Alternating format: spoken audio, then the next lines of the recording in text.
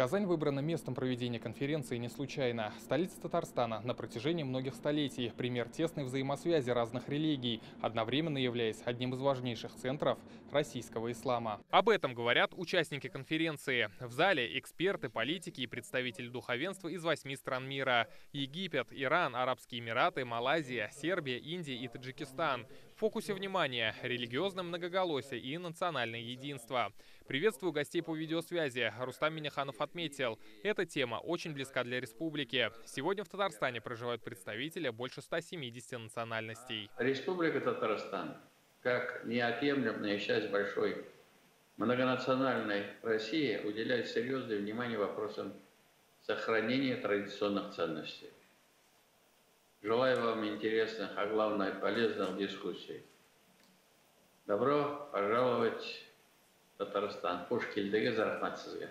Минтимер Шаймиев в своем выступлении рассказывает, как возродили Болгарский музей-заповедник, остров Град-Свияжск и собор Казанской иконы Божьей Матери. Строятся новые мечети и храмы. По словам государственного советника Татарстана, за 30 лет их количество выросло в 100 раз. Мы взялись в Татарстане за коренным образом возродить материальное наследие прошлого.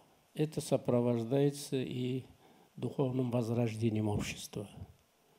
Я считаю, что в какой-то степени мы пытаемся дать сигнал на конкретном примере. Традиционные ценности – основа российского общества. Указ об их сохранении и укреплении в ноябре подписал Владимир Путин. Основная задача дискуссий в Казани – обсудить устойчивость многонациональных и многоконфессиональных обществ и определить, как такая толерантность содействует международному сотрудничеству в условиях геополитической напряженности. Богатое этническое и религиозное многообразие, опора на традиционные ценности – это фундаментальная основа нашего общества. Важнейшее преимущество страны, позволяющее нам сохранить единство российского народа, сильное и суверенное государство и одновременно открытость для окружающего мира. Сегодня Россия выступает на мировой арене не только, сказать, за себя и за те ценности, которые исповедовали наши предки и наш многонациональный народ, а за то, чтобы мир был многополярным. Имели возможность сохранять свои традиции, свои культуры, жить полноценной, насыщенной жизнью, духовной. По словам директора Эрмитажа Михаила Петровского, в нашей стране есть свой рецепт взаимодействия сообществ. В качестве примера привел Татарстан и его опыт в восстановлении памятников. Опыт Татарстана – это блестящий именно механизм того, как на деле, восстанавливая памятники, ты создаешь мир в стране, в общине.